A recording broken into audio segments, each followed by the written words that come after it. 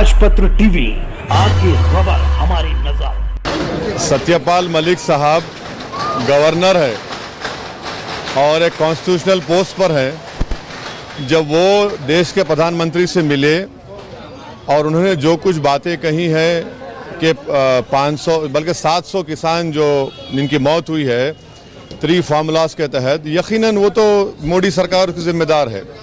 मगर सबसे अहम बात यह है कि एक गवर्नर ये कह रहा है कि प्रधानमंत्री के सामने जब सच्चाई को बयान किया जा रहा था तो प्रधानमंत्री नाराज हो गए। तो इससे ये बात जाहिर होती है कि प्रधानमंत्री देश की जनता तो छोड़िए, प्रधानमंत्री अपनी सरकार के अपॉइंटेड गवर्नर की सच्चाई को सुनने के लिए तैयार नहीं है।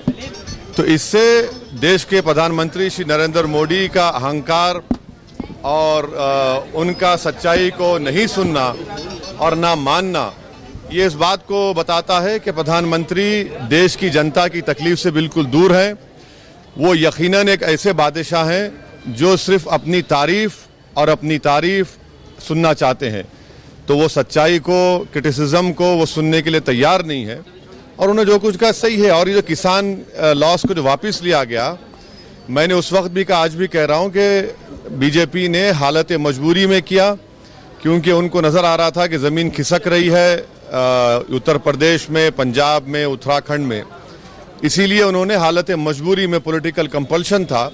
मगर ये बड़ी अफसोस की बात है कि जो एक गवर्नर कह रहे हैं, हम ये चाहते हैं कि देश के प्रधानमंत्री या तो उसका बताएं कि क्या वो बात सच कह रहे हैं सत्यपाल मलिक साहब, क्योंकि ये सब सही है, सब जानते हैं कि प्रधानमंत्री सिर्फ तारीफ सुनना चाहते हैं। सर, जो हालात हैं कोविड को लेकर, उस पर उत्तर प्रदेश में और पंजाब में जो रैलियों को लेकर प्रधानमंत्री ने एक पहल की है कि रैलियां कम की जाएं और ई-रैलीज किए जाएं, इस पर आपका क्या कहना है? देखिए, बीजेपी की तरफ से रैलीज हो रही है, सब पार्टी की तरफ से रैलीज हो रही है, हमारी पार्टी भी रैली कर रही है। अब इलेक्शन कमीशन के आचार संहिता लगने के बाद ये देखना पड़ेगा। मगर सबसे अहम सवाल ये है कि देश के प्रधानमंत्री और बीजेपी सरकार ने जो बूस्टर शॉट का जो हमने डिमांड किया था, वो अब तक क्यों नहीं लगाया? आपने सितंबर में ऑर्डर क्यों नहीं दिया उसको? आज आपने बायोलॉजिकल ई को दिया है ऑर्डर, कब दिया आपने?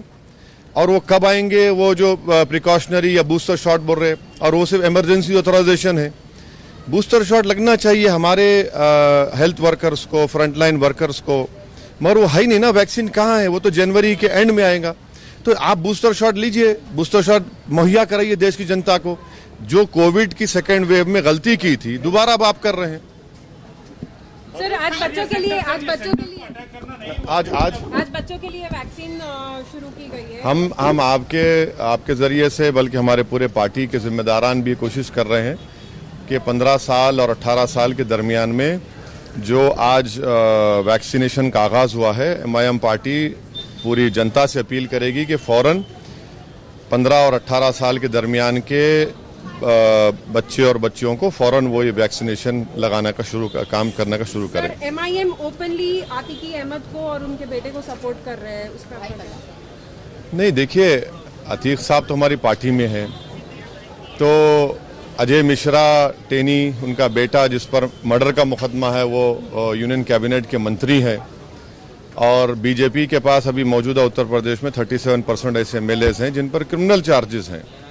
तो और फिर भोपाल की एमपी हैं जिन्होंने गोडसे की तारीफ की। तो ये सब चीज़ें हैं।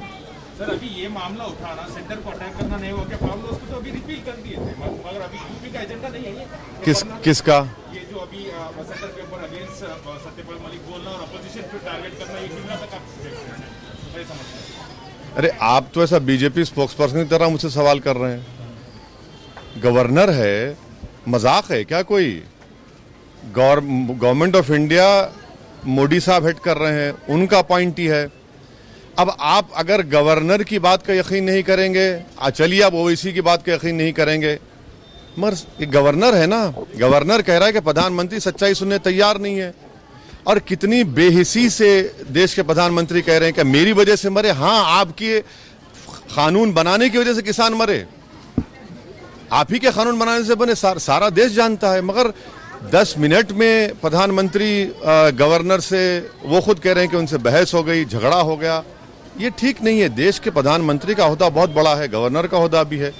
प्रधानमंत्री यकीनन एक बादशाह बने हुए हैं और बादशाह सलामत के दरबार में सिवाय तारीफ के और सर झुकाने में कुछ मिलता नहीं था। मगर ये जमहूरियत है ना, ये तो लोकशाही है। कोई भी आकर किसी के बारे में कह सकता है, मेरे बारे में कह सकता है। तो हम तो उम्मीद करेंगे कि प्रधानमंत्री और ज्यादा सच्चाई को सुने। कड़वी जरूर है, जैसा कि बेरोजगारी बढ़ चुकी है, कीमतें बढ़ चुकी हैं। ये प्रधानमंत्री अगर नहीं सुनना चाह रहे तो हम पुकार पुकार कर कह रहे हैं कि आप तक पहुंच जाए ये बात।